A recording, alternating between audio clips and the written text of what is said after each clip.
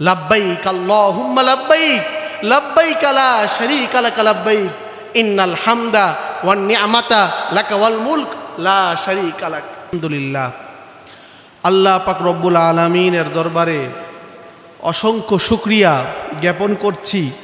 আল্লাহ পাক রব্বুল আলামিন আমাদেরকে জুমার নামাজ পড়ার উদ্দেশ্যে, জুমার নামাজ আদায়ের উদ্দেশ্যে মসজিদে আগে আগে আসার তৌফিক দান করেছেন। এই জন্য আমরা সকলেই অন্তরের অন্তরস্থল থেকে শুকরিয়া আদায় করে বলি আলহামদুলিল্লাহ। সম্মানিত মুসল্লিয়ান কিরাম, আমরা জানি এখন জিলকদ মাস চলতেছে, তো সেই হিসাবে শাওয়াল, জিলকদ, জিলহজ এই 3 মাস হলো হজের মাস। এই 3 মাসকে তাফসীরের ভাষায়, হাদিসের ভাষায়, কোরআনের ভাষায় এটাকে হজের মাস হিসাবে বলা হয়েছে। আল্লাহ পাক রব্বুল আলামিন কালামুল্লাহ শরীফের মধ্যে বলতেছেন, আল হাজ্জু আশহুরুম মালুমাত, হজের মাসগুলো নির্ধারিত, অর্থাৎ হজের মাস নির্ধারিতভাবে আল্লাহ পাক রব্বুল আলামিনই করে দিয়েছেন, নির্ধারণ করে দিয়েছেন। হজের মাস কোনগুলি? এখানে মালুমাত বহুবচন শব্দ ব্যবহার করেছে, তার মানে হজের মাস একটি না, কয়েকটি। তো সেই হিসাবে হজের মাস তাফসীর মুফাসসিরিন কেরাম লিখেছেন, হজের মাস হলো শাওয়াল, জিলকদ, জিলহজ, এই 3টি মাস হলো হজের মাস। কিভাবে এই 3টি মাস হজের মাস? কোনো ব্যক্তি যদি শাওয়াল মাসেও ইহরাম বেঁধে সে মসজিদুল হারামের এলাকাতে, মক্কাতুল মুকাররমাতে, মসজিদুল হারামে সে যদি অবস্থান করে, সে যদি সেখানে যায় এবং সেই ইহরাম, শাওয়াল মাসে সে ইহরাম পরিধান করেছে, ইহরাম বেঁধেছে, সেই ইহরাম দিয়ে সে হজ পালন করা পর্যন্ত, অর্থাৎ জিলহজ মাসের 8, 9, 10 যে হজ, 11, 12, 8 থেকে 12 এই 5 দিন পর্যন্ত সে যদি ইহরামে নিয়ত করে থাকে, তাহলে ওই শাওয়াল মাসে নিয়ত করলেও সে এই ইহরাম দিয়েও হজ পালন করতে পারবে। এই জন্য হজের মাস হিসাবে শাওয়াল, জিলকদ, জিলহজ এই 3 মাসকে বলা হয়েছে। তবে যদিও ফোকাহে কেরাম এইভাবে এত আগে ইহরাম বেঁধে হজ পালন করার জন্য এত আগে ইহরাম বাঁধাকে মাকরু বলেছেন। তো সম্মানিত মুসল্লিয়ানি কেরাম, যেহেতু এখন হজের মৌসুম, হজের মাস চলছে এবং সারা বিশ্বের মুসলমানগণ এখন হজের প্রস্তুতি নিয়ে, তারা যাদের উপরে হজ ফরজ হয়েছে তারা মক্কাতুল মুকাররমার উদ্দেশ্যে অনেকেই রওনা হয়ে গেছে, অনেকেই সেই প্রস্তুতি নিচ্ছে। এই জন্য আজকে আমরা হজের গুরুত্ব, তাৎপর্য সম্পর্কে আমরা আলোচনা করার চেষ্টা করব। ওয়া মা তাওফীক ইল্লা বিল্লাহ। সম্মানিত মুসল্লিয়ানি কিরাম, আল্লাহ রাসূল সাল্লাল্লাহু আলাইহি ওয়াসাল্লাম এক হাদিসের মধ্যে বলেছেন, বুনিয়াল ইসলামু আলা খামসিন শাহাদাতু আল্লা ইলাহা ইল্লাল্লাহ ওয়া ইকামিস সালাতি ওয়া ইতাইজ যাকাত ওয়া সাওমি রমাযান ওয়াল হজ্জু বাইতি মান ইসতাতাআ ইলাইহি সাবিলা আও কামা ক্বালা আলাইহিস সালাতু ওয়াস সালাম। আল্লাহ নবী সাল্লাল্লাহু আলাইহি ওয়াসাল্লাম এই হাদিসের মধ্যে বলছেন, ইসলামের ভিত্তি 5টি জিনিসের উপরে রাখা হয়েছে। একটি হলো কালেমা অর্থাৎ ঈমান, 2 নাম্বার হলো নামাজ, 3 নাম্বার যাকাত, 4 নাম্বার সিয়াম, 5 নাম্বার হজ। সম্মানিত মুসল্লিয়ানি কিরাম, এই 5টি ভিত্তির উপরে যদি আমরা গভীরভাবে দৃষ্টিপাত করি, সেটা দেখা যায় যে এই 5টি আমল, ইসলামের যে 5টি মৌলিক ভিত্তি রয়েছে, এটি 3টি জিনিসের উপরে দণ্ডায়মান রয়েছে, 3টি ভিত্তির উপরে রয়েছে। কিভাবে? এর মধ্যে ঈমান নামক যে ইসলামের বুনিয়াদ বা ভিত্তি রয়েছে, সেইটার সম্পর্ক শুধুমাত্র ইতিকাদ বা বিশ্বাসের সাথে। ঈমানের সম্পর্ক কি অন্য কিছুর সাথে আছে? বিশ্বাসের সাথে। আমি আমার রবকে আল্লাহ বলে বিশ্বাস করতে হবে, তাকেই একমাত্র ইবাদতের উপযুক্ত মনে করতে হবে, তিনি ছাড়া আর ইবাদতের উপযুক্ত আর কেউ নন, এবং এই কথা মুখে স্বীকার করা, এটাই তো ঈমান। তো এটা হলো বিশ্বাসের সাথে সম্পর্ক, সেটা হলো ঈমান। 2 নাম্বার হলো নামাজ। নামাজ এবং রোজা, এই 2টি ইবাদত শুধুমাত্র শারীরিক সক্ষমতার সাথে সম্পর্ক, মানে শারীরিক ইবাদত। এখানে অর্থনৈতিক এবং ইতিকাদি কোনো বিষয় নাই, শুধুমাত্র শারীরিক ইবাদত। আর যাকাত, এটা শুধুমাত্র মালি ইবাদত, এখানে শারীরিক কোনো ইবাদত নাই। কিন্তু হজ এটা এমন একটি ইবাদত, এখানে শারীরিক ইবাদতও রয়েছে এবং মালি ইবাদতও রয়েছে। হজ করার জন্য শারীরিক সুস্থতাও প্রয়োজন আছে, শরীর দ্বারা আরাফার ময়দানে অবস্থান, তোয়াফ, জিয়ারত, তারপরে সাফা মারা, সাই সহ অনেক পরিশ্রমের অনেক আমল রয়েছে, মিনা মুজদালিফা সহ। ঠিক তেমনইভাবে হজ করার জন্য আবার অর্থেরও প্রয়োজন রয়েছে। কেননা হজ ফরজ হয় ওই ব্যক্তির উপরে যেই ব্যক্তির এই হজের দিনগুলোতে তার সেখানে যাওয়া আসা, প্রথম কথা হলো সেই মক্কাতুল মুকাররমা মদিনাতুল মুনাওয়ারা সেই হজের স্থানে যাওয়া এবং তার বাড়িতে ফিরে আসা, এই পরিমাণ অর্থ তার থাকতে হবে। এবং পাশাপাশি ওইখানে যে সে 40 দিন 45 দিন অবস্থান করবে, সেখানে যে একটি খরচ, সেই খরচ করার মতো অর্থ তার থাকতে হবে। এবং এই সময়টা তার বাড়িতে যারা আছে, তার উপর যারা নির্ভরশীল, তার পরিবারের লোকজন, সেই পরিবারের লোকজনও এখানে এই কয়টা দিন চলতে পারে সেরকম অর্থ তাদেরকে দিয়ে যাওয়ার সামর্থ্য থাকতে হবে।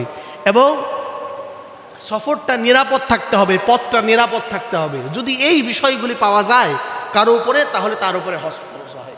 তো সুতরাং হজ শুধু মালি ইবাদত নয়, শারীরিক ইবাদত নয়, বরং মালি এবং শারীরিক দুইটি ইবাদতই হজের মধ্যে রয়েছে। এই জন্য হজের গুরুত্ব অপরিসীম। এমনকি নামাজ আমাদের উপরে যেরকমভাবে 5 ওয়াক্ত পড়া ফরজ, নামাজের রক্ত হওয়ার সঙ্গে সঙ্গে নামাজ পড়া আমাদের উপরে ফরজ হয়ে যায়, ঠিক তেমনইভাবে যার এই পরিমাণ অর্থ সম্পদ রয়েছে, শারীরিক সক্ষমতা রয়েছে এবং পাশাপাশি হজে যাওয়ার রাস্তাও নিরাপদ থাকে, সেই সময় সঙ্গে সঙ্গে কিন্তু তার নামাজের মতোই তার হজটাও ফরজ ইবাদত হয়ে যায়। এবং ক্ষেত্র বিশেষ কখনো কখনো নামাজের থেকেও হজের বিধানটা গুরুত্বপূর্ণ বেশি হয়ে যায়। কারণ হলো নামাজ আমার এক ওয়াক্ত কোনো কারণে কাজা হয়ে গেছে, আল্লাহ না করুক, আসলে নামাজ কাজা করা তো ঠিক নয়, বাকি কোনো কারণে কাজা হয়ে গেছে, মাকরু ওয়াক্ত ছাড়া আমি যে কোনো সময় সেই নামাজটি আজকে সারাদিনের মধ্যেই কিন্তু কাজা করে নেওয়ার সুযোগ পাচ্ছি, ঠিক কিনা বলেন? কিন্তু হজ যদি আমি এই বছর কোনো কারণে করতে না পারি, অথচ আমার উপরে হজ করা ফরজ, আর আমি হজ করলাম না, নিজ ইচ্ছায় আমার অলসতার কারণে, আমার অজ্ঞতার কারণে আমি হজ করলাম না, তাহলে কিন্তু আমার আবার হজ করতে হইলে আবার 1 বছর আমাকে অপেক্ষা করতে হবে। এই 1 বছরের মধ্যে আমার হায়াতের জিন্দেগিও শেষ হয়ে যেতে পারে। আবার আমার যে অর্থ আমি হজের জন্য আমি যে অর্থ দিয়ে হজ করব, সেই অর্থও নষ্ট হয়ে যেতে পারে, সমূহ সম্ভাবনা আছে কিনা। অথচ আল্লাহ নবী সাল্লাল্লাহু আলাইহি ওয়াসাল্লাম বলেছেন, যে ব্যক্তির উপরে জীবনে একবার হজ ফরজ হয়, এরপরে যদি তার সেই সম্পদ নষ্ট হয়ে যায়, সেই যদি আবার গরিবও হয়ে যায়, তার সেই হজের ফরজ বাকি থেকে যায়। এমনটি নয় যে আজকে আমি আমার সম্পদশালী আছি, আমার উপর হজ ফরজ, কোনো কারণে আমার সম্পদ নষ্ট হয়ে গেল বা খরচ হয়ে গেল, এখন আমার উপর থেকে হজের ফরজ সাকেত হয়ে গেল, তা কখনো হবে না। কারণ যার উপরে জীবনে একবার হজ ফরজ হয়েছে, মৃত্যু পর্যন্ত সে যদি হজ না করে, তাহলে সে কিন্তু আল্লাহ নবী সাল্লাল্লাহু আলাইহি সাল্লামের ঘোষণা অনুযায়ী আল্লাহ নবী সাল্লাল্লাহু আলাইহি সাল্লাম বলেছেন যে তার উপরে তখনও হজ ফরজ থাকবে, এবং সে ইহুদি হয়ে মারা যাক, খ্রিস্টান হয়ে মারা যাক, তা আমার দেখার বিষয় নয়। নাউযুবিল্লাহি মিন যালিক। সম্মানিত মুসল্লিয়ানি কেরাম, এই জন্য ক্ষেত্র বিশেষ দেখা যাচ্ছে যে হজটা নামাজের থেকেও বেশি গুরুত্বপূর্ণ এই কারণে হয়ে যায় যে যখন হজ ফরজ হয়ে যায়, যদি আমি আদায় না করি, পরবর্তীতে আমি তা আদায় করার সুযোগ নাও পেতে পারি, ঠিক কিনা বলেন? সম্মানিত মুসল্লিয়ানি কেরাম, এই ক্ষেত্রে করণীয় কি, এটাও জানা দরকার। দেখা গেল কোনো ব্যক্তি সে হজ ফরজ হয়েছে অনেক দিন আগেই, তার না জানার কারণে, স্বাভাবিকভাবে অনেকেই জানে না, অনেকে না জানার কারণে হোক বা তার সেই বুঝ শক্তি আসে নাই, সে হজ করতে পারছে না। এখন কথার কথা, আজকে আপনি জানলেন যা আমার হজ ফরজ হয়েছে, আজকের আগ পর্যন্ত আপনি জানেন না, বা আপনার কাছে সম্পদ আরও আগেই ছিল, কিন্তু আপনার জানা ছিল না যে আমার উপরে আসলে এই পরিমাণ সম্পদ থাকলে আমার হজ ফরজ, আমার তো এই পরিমাণ সম্পদ আছে কিন্তু আমি হজ করি নাই। এখন আমার করণীয় কি? করণীয় 3টা, যে কোনো একটা। দেখেন, 1 নম্বর করণীয় হইল এইটা, যদি এই বছরই সম্ভব হয় কোনোভাবে, এখন তো হজের রেজিস্ট্রেশন সব শেষ হয়ে গেছে, তারপরেও যদি কোনোভাবে সম্ভব হয় হজে যাওয়ার জন্য চেষ্টা করে, এটা 1 নম্বর কাজ। যদি সম্ভব না হয়, এই বছরে আজম করে নেওয়া, আজকেই একদম নিয়ত পাকা করে নেওয়া, আগামী বছর ইনশাল্লাহ আমি অবশ্যই হজে যাব, এটা হলো 2 নম্বর কাজ। 3 নম্বর পাশাপাশি আরেকটি কাজ, যে আমার যারা পরিবারের লোকজন আছে, আমার যারা ওয়ারিশ আছে, তাদেরকে আমি এই কথা ওসিয়ত করে যাওয়া যে আমার যে সম্পদ আছে, আমি যদি কোনো কারণে আগামী বছর আমার হজে যাওয়ার পাক্কা নিয়ত, এর মধ্যে যদি আমি ইন্তেকাল করি, মারা যাই, তাহলে আমার বদলে হজ তোমরা পালন করে যাবা, এই ওসিয়ত করে যাওয়া। এমনইভাবে কোনো ব্যক্তি শেষ বয়সে এসে জেনেছে, তখন তার মনে হয়েছে যে না, আমার তো আসলে হজ করা হয়নি, তখনও সে তার সন্তানাদেরকে ওসিয়ত করে যাওয়া এটা তার কর্তব্য। সে যদি ওসিয়ত করে না যায় আর তার সন্তানদের যদি তার বদলে হজ না করে, তাহলে আল্লাহ পাক রব্বুল আলামিন কিন্তু তাকে ক্ষমা করবেন না।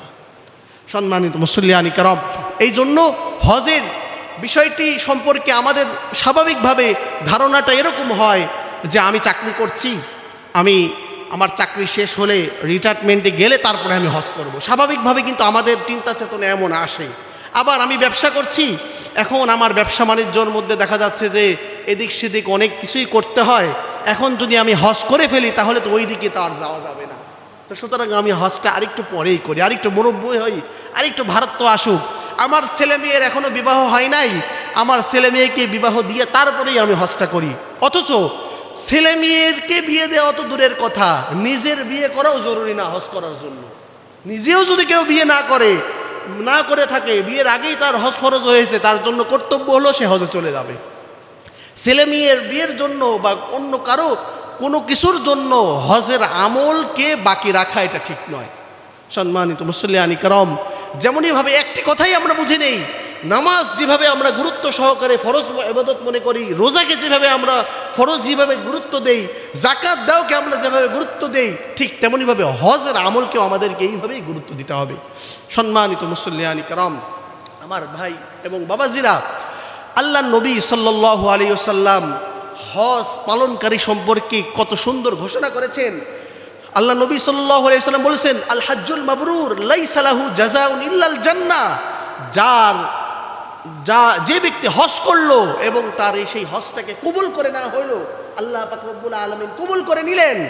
আল্লাহ নবী সাল্লাল্লাহু আলাইহি ওয়াসাল্লাম বলতেছেন, তার এই হজের যে জাযা বা তার হজের যে সওয়াব, তার বিনিময়, এটা জান্নাত ছাড়া আর কিছুই নয়, এটা জান্নাত ছাড়া আর কিছুই নয়। সুবহানাল্লাহি ওয়া বিহামদিহি। অর্থাৎ যার হজ কবুল হয়ে গেল, সেই ব্যক্তি জান্নাতে প্রবেশ করবেন। এমনইভাবে আরেক হাদিসের মধ্যে হুজুরে পাক সাল্লাল্লাহু আলাইহি ওয়াসাল্লাম বলতেছেন যে ব্যক্তি হজ পালন করলো কেমন জানি, এবং সে সুন্দরভাবে হজ পালন করলো এবং হজ থেকে মান হাজ্জালিল্লাহ ফালাম ইয়ারফুস ওয়ালাম ইয়াফসুক, যে সে তার স্ত্রীর সাথে কোনো ধরনের স্ত্রী সম্ভোগে সে নিজেকে নিয়োজিত না করলো, এমনইভাবে সে কোনো অহেতুক এবং খারাপ কাজ, গুনাহের কাজে নিজেকে নিয়োজিত না করলো, এইভাবে সে হজকে সেরে তার বাড়িতে ফিরে আসলো। আল্লাহ নবী সাল্লাল্লাহু আলাইহি সাল্লাম বলতেছেন, রজা আকা ইয়াউমিন ওয়ালাদাতুহু উম্মুহু, সে যখন বাড়িতে ফিরে আসবে কেমন জানি তার মা আজকে তাকে ভূমিষ্ঠ করলো, তখন যেরকম সে নিষ্পাপ ছিল, সে এইভাবে সে নিষ্পাপ হয়ে তার বাড়িতে ফিরে আসবে। সুবহানাল্লাহি ওয়া বিহামদিহি। সম্মানিত মুসল্লিয়ানি কেরাম, আল্লাহ পাক রব্বুল আলামিন এই হজের মাধ্যম দিয়ে তার বান্দার সাথে এমন একটা সম্পর্ক স্থাপন করার একটা মাধ্যম তৈরি করে দিয়েছেন, এটা দুনিয়াবী দৃষ্টিকোণ থেকে আমরা বুঝতে পারি। স্বাভাবিকভাবে যখন দুনিয়াতে কেউ কারো প্রতি আসক্ত হয়, তখন কিন্তু কি করে, তখন তাকে সেই তার কথাটি জানায় যে আমি তোমার প্রতি এরকম আমার মহাব্বত সৃষ্টি হয়েছে। এমনইভাবে আস্তে আস্তে সর্বশেষ যে পাঠটা থাকে সেই মহাব্বতকারী ব্যক্তির উপরে, সেটা হলো এই যে সে তার বাড়ির চারপাশ দিয়ে ঘোরাফেরা করে এবং তার সান্নিধ্য পাওয়ার চেষ্টা করে। ঠিক কিনা বলেন? ঠিক তেমনইভাবে হজের ইবাদতটা এমন, যে ব্যক্তি হজে যায় সে তো এমন তার সকল অহমিকা, তার সকল দুনিয়াবি সকল ব্যস্ততাকে দূরে ফেলে দিয়ে সিলাইবিহীন একটি কাপড় পরে, সেখানে না ধনী গরিবের কোনো ভেদাভেদ আছে, না আমির আর অধীনস্থের কোনো ভেদাভেদ আছে, কারো কোনো সেখানে ভেদাভেদের কোনো বিষয় নেই। সকলেই সিলাইবিহীন এক কাপড় পেরে সকল অহমিকাকে দূরে সরে এক আল্লাহর পানে সকলেই আল্লাহর পাগল হয়ে আল্লাহর ঘরকে প্রদক্ষিণ করতে থাকে আর বলতে থাকে, লাব্বাইক আল্লাহুম্মা লাব্বাইক লাব্বাইক লা শারীকা লাক লাব্বাইক ইন্নাল হামদা ওয়ান নি'মাতা লাকা ওয়াল মুলক লা শারীকা লাক। এইভাবে সে পাগলের ন্যায় মাহবুব ইলাহি আল্লাহ পাক রব্বুল আলামিনের ভালোবাসা পাওয়ার জন্য সে তার ঘর এরকম প্রদক্ষিণ করতে থাকে। এইটার নাম হইল তো হজ, এইটাই তো হলো হজের হাকিকত। ঠিক তেমনইভাবে আমরা যারা হজে যাই, হজে যাওয়ার পরে বাইতুল্লাহর পাশাপাশি আমরা মদিনা শরীফেও জিয়ারত করতে যাই। আল্লাহর নবী সাল্লাল্লাহু আলাইহি সাল্লাম বলেছেন, মান যারা কবরি ওয়াজাবাত লাহু শাফাআতি। আল্লাহু আকবার। আল্লাহর নবী সাল্লাল্লাহু আলাইহি সাল্লাম বলতেছেন, কোনো ব্যক্তি যদি আমার কবর জিয়ারত করে, আমার জন্য তার সুপারিশ করা কিয়ামতের দিনে ওয়াজিব হয়ে যায়। সুবহানাল্লাহি ওয়া বিহামদিহি। কতই না ভাগ্যবান সেই ব্যক্তিগণ যারা হুজুরে পাক সাল্লাল্লাহু আলাইহি ওয়াসাল্লামের রওজার সামনে গিয়ে আসসালাতু আসসালামু আলাইকা ইয়া রাসূলুল্লাহ বলে সালাম পেশ করার সৌভাগ্য লাভ করেছে।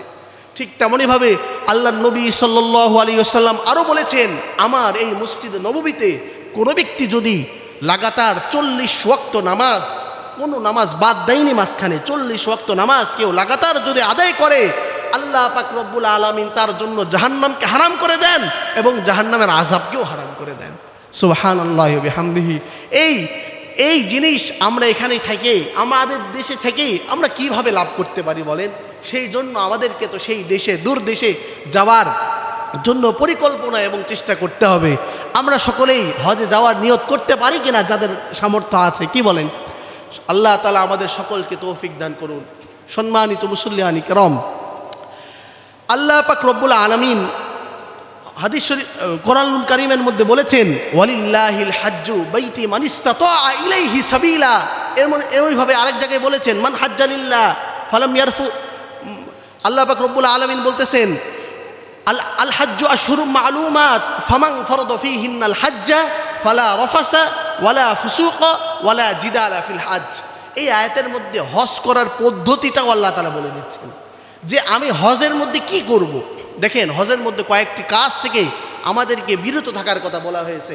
মান হাজ্জালিল্লাহ ফালাম ইয়ারফুস ওয়ালাম ইয়াফসুক, যে আল হাজ্জু আশহুরুম মা'লুমাত ফামান ফারাদা ফীহিন্নাল হাজ্জা, যার উপরে আল্লাহ পাক রব্বুল আলামিন হজ ফরজ করেছে, যে হজের ফরজ পালনের জন্য যাবে, সে কখনো কাউকে গালি দিবে না, হজে যাইয়ে কাউকে গালি দিবে না, কখনো কোনো অশ্লীল কথা কাউকে বলবে না এবং কোনো অশ্লীল কাজে লিপ্ত হবে না। এই তিনটি কাজ, অশ্লীল কথা কাউকে বলবে না, অশ্লীল কাজে লিপ্ত হবে না এবং কাউকে গালি দিবে না। কারণ হজের সফরটা হইলই আপনার, সেটা হলো কষ্টের সফর, সবরের সফর। আল্লাহ নবী সাল্লাল্লাহু আলাইহি সাল্লাম বলেছেন, আল হাজ্জু আজ্জু, হাদিসের শব্দ, আল হাজ্জু আজ্জু মানে হজ হলেই কষ্টের সফর। হজ মানেই এটা অনেক পরিশ্রমের সফর, অনেক ধৈর্যশীলের সফর। সম্মানিত উপস্থিতি, এই জন্য হজের সফরটা আমরা এরকম যারাই যাব, যারা যাওয়ার নিয়ত করেছি এই বছর, তাদের উদ্দেশ্যে বলছি যে আমরা আমাদের ধৈর্যকে সর্বোচ্চ মাত্রায় ব্যবহার করার চেষ্টা করব। তাহলে ইনশাল্লাহ আমাদের হজকে আমরা পরিপূর্ণভাবে আদায় করে ফিরে আসতে পারবো। আল্লাহ পাক রব্বুল আলামিন আমাদেরকে তৌফিক দান করুক। আমিন। ওয়া আখিরু দাওয়ানা আলহামদুলিল্লাহি রাব্বিল আলামিন।